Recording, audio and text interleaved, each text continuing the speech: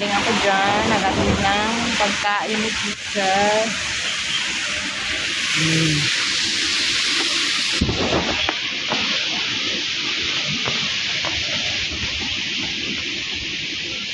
Ang hirap pag paakyat. Ilang steps kaya to?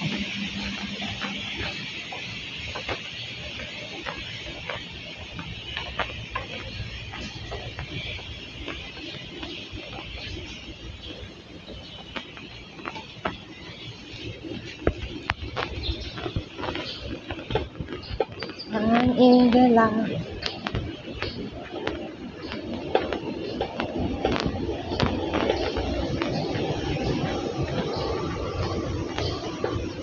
Ayan, charity muna si Amo. Nagbigay ng pagkain sa piano teacher.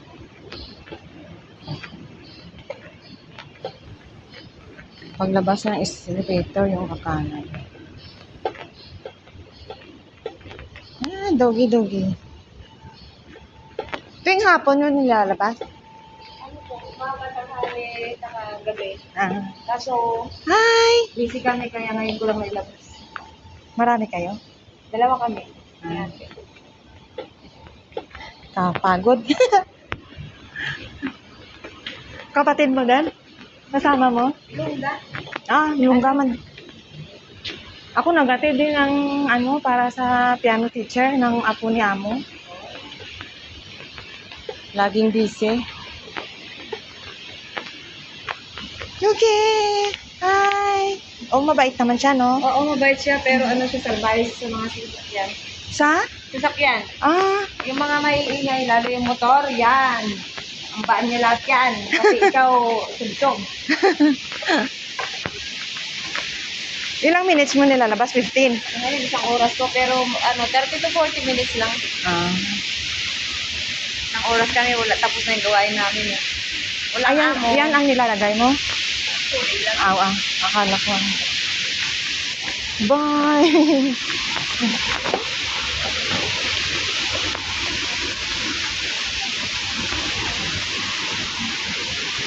Nakimarites ako mo, no? Pagpapunta mabilis, pagpa-uwi kailangan normal na yung lakad.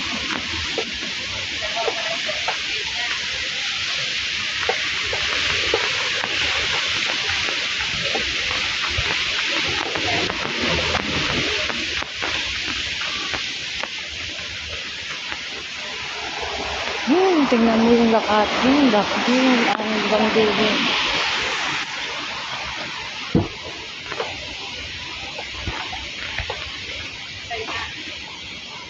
Okay.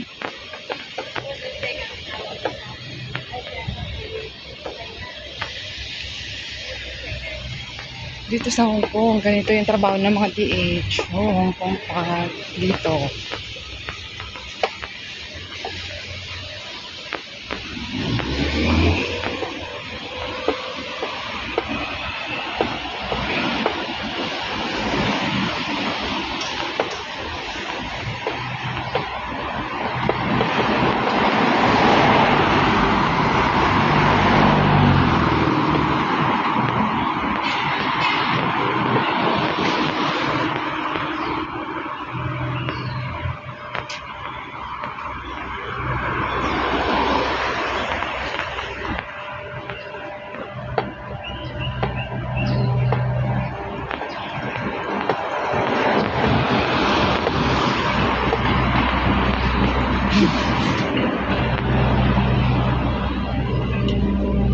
Ikaw din ba yung salubong kanina? Hindi.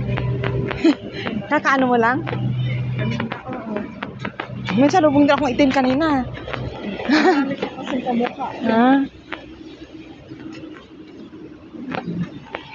Labas ng mga aso. Hapon. Kahit ulan, nilalabas mo. Sandali lang. Pasok ko ng 8. Labas ko siya para Ilang oras yung 2 hours. 2 hours sa labas? Hindi, ang ganda. Maka-ano ka, no? Makatawag sa pamilya. Oo. Yan lang ang alaga mo, aso. Aso lang. Ay, 2 hours umaga, tapos 30 minutes sa after lunch, 30 minutes sa ito. Tapos yung nilulutuan mo amo mo. Hmm. Ikaw lang mag-isa. Dalawa lang naman sila. Ah. Minsan hindi naman sila kumakain. Nag-o-order din. Maano rin yung sa akin na wala. Pareho. Amin. Babae ang... Depende sa pagkain. Ah. Kasi ang Hindi. Anong bus dito? uwi ka na. Oo, naghatid lang ako sa teacher ng apo ni amo. Pagkain. Stay out. Hindi. Stay out. Stay out ka? Ah, maganda ang stay out? Maganda kasi pag uwi mo ng alas 7, walang anak na doon. Ay, buti pa kayo. Kami alas 11:30.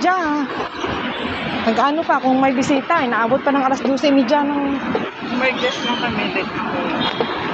pinaka-late. 10. Oo. Pinakamaaga na namin pasok sa room, 10:30. Pero usually 11:30. Pasok namin sa room. Oo, ako. Hindi kahit normal days. Pasok ko sa umaga, 8. Puti ba sila? Oo, Ah, kaya pala.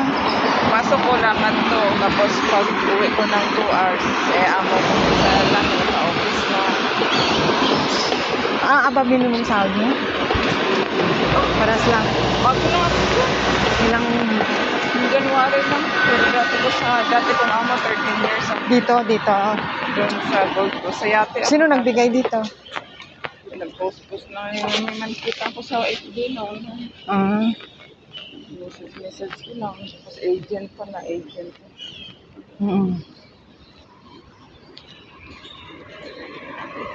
Hindi ko kabisado yung ngayon nga lang ako nautusan dito. Pangalawa ko pa lang dito na utos sa 2 taon sobra.